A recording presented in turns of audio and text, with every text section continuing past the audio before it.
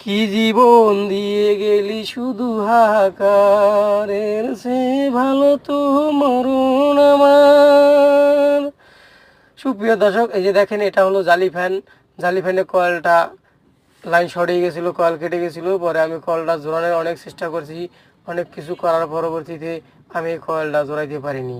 কারণ এটা হলো অ্যালুমিনিয়ামের কয়েল। অ্যালুমিনিয়ামের কয়েল কখনো জোড়া হয় না এবং এটা ঝালাই ধরে না। কারণ কোনো তার ছিঁড়ে গেলে এটা ঝালাই হবে না, কারণ অ্যালুমিনিয়ামের কয়েলে ঝালাই লাগে না। ঠিক আছে, তারপরে অনেক চেষ্টা করছিলাম, অনেক সাধনার পরে পারিনি এটা। তার বিনিময়ে আমি বাধ্য হলাম এই কয়েলটা কেটে ফেলার জন্য। কয়েলটা কেটে বের করে পরিষ্কার করে নিয়ে আবার নতুন করে একটা কয়েল বেঁধে এখানে তার দিয়ে তারপরে আমি এটাকে চালানোর চিন্তা ভাবনা করছি। তাই আর কি আমি এখন এই প্রস্তুতি নেওয়ার জন্য, মানে এই কাজটা শুরু করার জন্য আমি প্রস্তুতি নিয়ে নিলাম।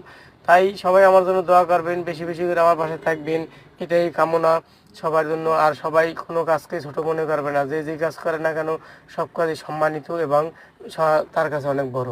ঠিক আছে, তাই বলছি, কেউ কাউকে কখনো ছোট করে দেখবেন না। ঠিক আছে। কি জীবন দিয়ে গেলি শুধু হাহাকার, এর সে ভালো তো মরণ আমার। এই যে দেখেন কয়েলটা, এই যে দেখেন কয়েল, কত সুন্দর কয়েল, মাশাল্লাহ মাশাল্লাহ। এই যে এটা হলো রোটার আর এটা হলো ব্যাক কেসিং।